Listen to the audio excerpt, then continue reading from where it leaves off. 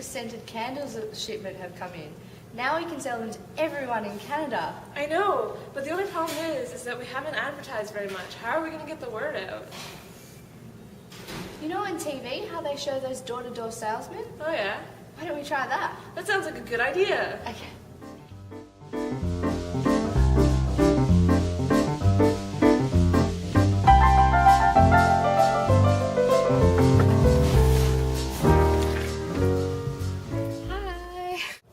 Hi, my name's Laura and this is my business partner Emily, and today we're selling eucalyptus scented candles. From Australia. Hold on, guys. Are you seriously trying to sell something door to door? First of all, door to door campaigns are so 1950s. And secondly, it'll take you forever to find enough customers to make a profit and even longer to build brand loyalty. If you guys are serious about getting your product out there, I can teach you what you need to do. I happen to know a thing or two about how you can use media content to target the consumers in the online communities of Web 2.0. Oh yeah, that'd be great. We'd really appreciate it if you could tell us why online culture is so popular for marketing these days. Sure, let's head over to campus and I'll show you guys how to do it.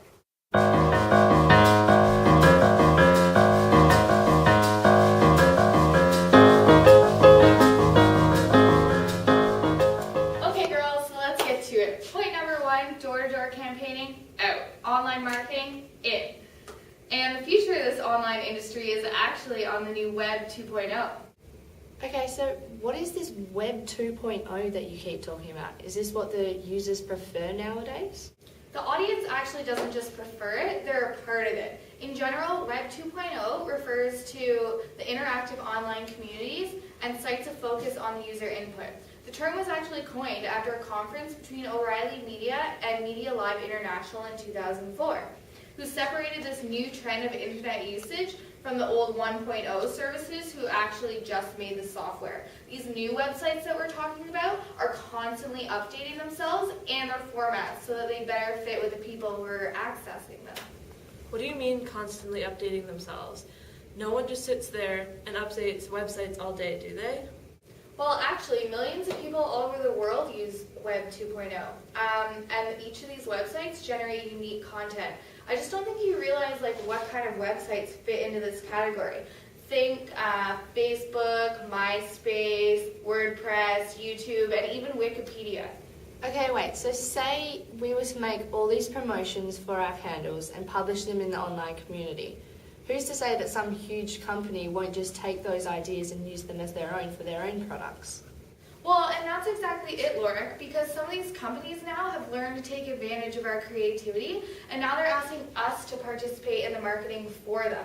They know we have the powers in numbers, so they want us to support their brand and pass out the interest to everybody else. So I guess it's important for companies to stay up to date and relevant with what their audience's habits and preferences are. So even if Laura and I make a commercial and post it online, what's going to make people want to watch it? And where are we going to place it that's going to attract the most customers?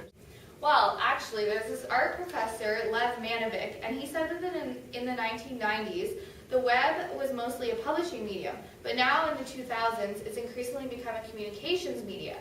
So basically, when your commercial goes on the internet, it's not just going to be read or watched. It's going to be examined, it's going to be judged, and it's going to be responded to by everyone in the online community.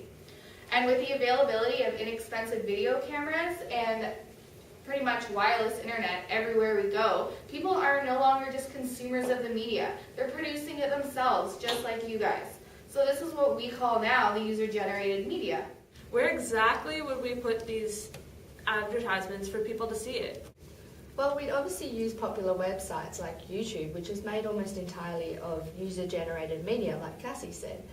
And if our ad creates a huge positive impact, then maybe our consumers can spread our website link throughout the internet.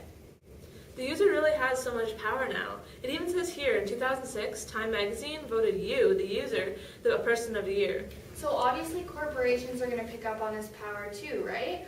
If companies can convince us to spend some of this time online publishing something for them, like your commercial for the candles, it can be beneficial in a number of ways. Firstly, you guys are creating content for them at a fraction of the cost, or no cost at all compared to what they would have normally paid for professional actors. Secondly, because we love to show our own creations, and I know that you guys are going to want to show off your commercial, they're essentially doing free promotion for them. And finally, because now that you've invested your time and your effort into ordering these candles off eBay, making the commercial, you guys have become loyal to the brand. So, like the contest they had for Doritos to name the newest flavour, that type of thing? Or even CBC asking Canada to write the new Hockey Night in Canada song. Both of those are great examples. So then once we have this user-generated content, we can spread it across online communities with viral marketing. Do you guys want to go grab a coffee and I'll tell you a little bit more about it? So when you say viral marketing, do you mean like a virus? It refers to any type of advertising or marketing technique where content gets spread from consumer to consumer and market to market. The term is likely to have originated from the works of Tim Draper, who was a Harvard Business School graduate, and Jeffrey Raport, a Harvard School Business faculty member. It's been around since 1996? That's older than I thought. Yeah, in fact, the earliest examples of successful viral marketing is Hotmail's add-on in outgoing emails from their users in 1996. By leaving a link to their homepage at the end of all their messages, in 2 years, Hotmail increased their number of subscribers to 12 million people. Hold on, you can use emails for viral campaigns too? Oh, for sure. Viral marketing campaigns can come in a variety of forms, like video clips, interactive games, emails, text messages, even images. But it's the distribution itself that is maintained by word of mouth and internet. Why is this type of advertising so popular? I mean, besides allowing consumers to do work for the corporations, do viral videos really become popular? Successful viral campaigns can result in increased publicity or sales for a product, service, person, or company. Viral marketing campaigns use the free sharing capabilities of consumers and, if successful, make advertising costs low and publicity and distribution really high. The Test Your Awareness campaign for Britain is such a classic example. Designed to raise awareness to vehicle drivers of cyclists on the road, the campaign used is interesting, it's entertaining, and the video attracts tons of viewers. Initially, it was only targeted for 150,000 people in London, but it went on to attract over 8 million viewers on YouTube. Now that's what you call cheap and easy advertising. This is all really helpful, but I still don't understand what the big deal is about harnessing the power of Web 2.0 and internet users. Though you may not know it, consumers play a significant part in the decisions made by the corporations regarding their mass media content. Without the interest of consumers, many products, services, and companies would cease to exist in our mass media market today. So take the viral marketing campaign made for the release of The Dark Knight in 2008. Such a perfect example. Using the tagline, "Why So Serious?", 42 different entertainment companies created websites, a scavenger hunt, mass emails, and even tasks for the public to go out and do, which eventually would allow them to participate and see exclusive previews of the film that hadn't been seen by anybody else. And this is all before the film was even released in the theaters. Okay, so that explains why corporations want to take advantage of viral campaigns, but why do users like them? People just like to communicate. In her book Beyond Buzz, Lois Kelly writes that marketing is about having conversations and engaging with people in interesting discussion. But we don't want to discuss things with people, we just want them to buy our candles. And that's the point. No one's going to know about your candles unless they talk about them in conversations, which is what you just told me marketing is.